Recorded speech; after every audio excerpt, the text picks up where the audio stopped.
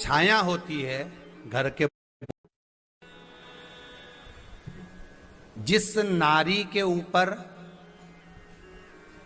पितरों की छाया होती है, घर के बुजुर्गों की, घर के पूर्वजों की छाया होती है, ध्यान देना, वही व्रत श्रेष्ठता से कर पाती है। व्रत की श्रेष्ठता उसमें अपने आप आ जाती है। अगर उसके साथ में अगर पितरों की कृपा है, तो पूर्वजों का अगर आशीर्वाद है, तो व्रत वो अच्छे से कर सकेगी।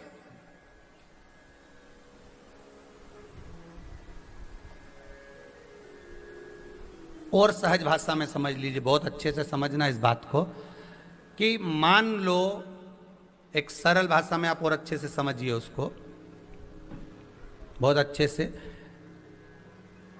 कि जिस व्रत के दिन आपका उपवास है, सोमवार का, मंगलवार का, बुधवार का, गुरुवार का, तीज का, चतुर्थी का, पंचमी का, छठ का, किसी का भी अगर आपका व्रत है, और उस व्रत वाले दिन यदि आपको क्रोध आ रहा है, व्रत वाले दिन अगर आपकी प्रवृत्ति चिड़चिड़ी हो रही है, क्रोध आ रहा है, अपशब्द निकल रहे हैं, और रोना आ रहा है, क्रोध आ रहा है, बहुत सारे परेशानी उसी दिन तुम्हारे सामने आ रही है, समझ लेना कि तुम्हारे घर के पितृ भूखे जरूर है, अन्न भाग मांग रहे हैं। एक बात पहले भी कही थी, शायद आपको ध्यान में होगा, रात्रि को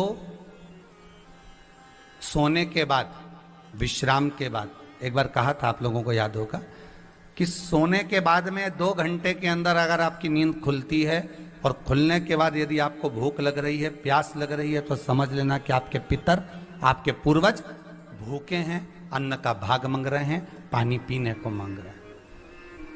उससे नहीं समझ सकते तो व्रत से समझो।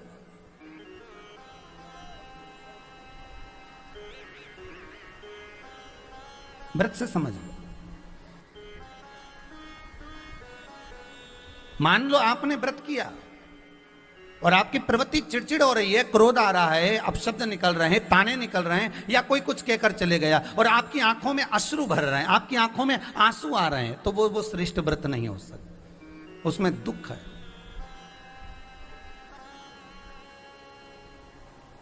पुष्प ताजा है तो आप भगवान को दोगे, सही है कि गलत है?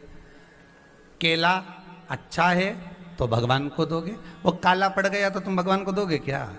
अंदर से गल चुका है तो भगवान को दोगे क्या? नहीं, आप भगवान को दोगे। कोई फल ताजा है तो आप भगवान को दे दोगे, कोई पुष्प ताजा है, अच्छा है, तो आप भगवान को दोगे। अगर पुष्प मुरझा गया तो भगवान को दोगे क्या? पुष्प बेकार हो गया तो भगवान को दोगे क्या? नहीं। उसी तरह व्रत होता है, उसी तरह हमारा व्रत है।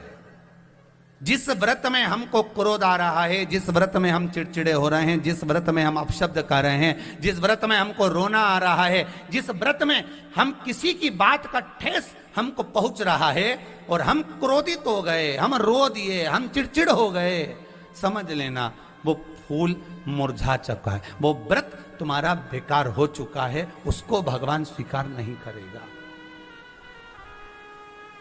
और जिस व्रत में आपके चेहरे पर प्रसन्नता, हम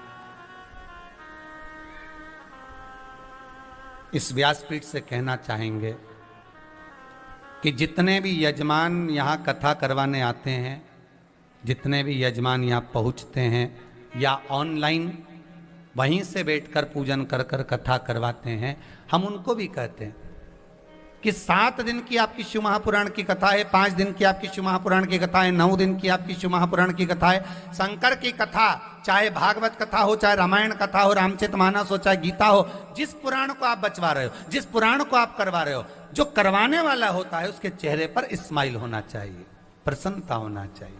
क्यों? क्योंकि इस पुराण को आप अकेले नहीं सुन रहे, इस पुराण को आपके